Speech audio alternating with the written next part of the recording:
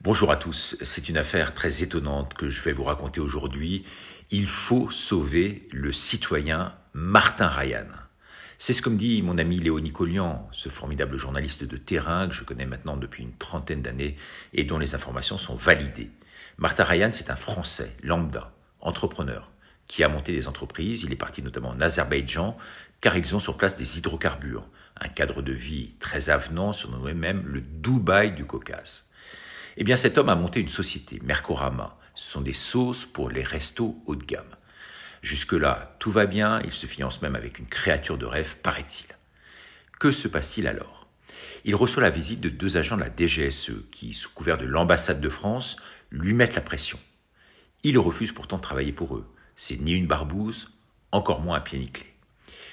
Tu vas te retrouver SDF à Bakou si tu refuses de collaborer pour l'État français, lui dit-on. Il cède alors, sous la pression. Il demande à tout son réseau de restos de faire de la surveillance pour lui, micro sous les tables. Il transmet ensuite les infos.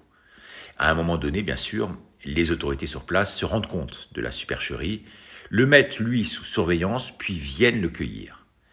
Il défendait pourtant, fondamentalement, les positions de l'Azerbaïdjan.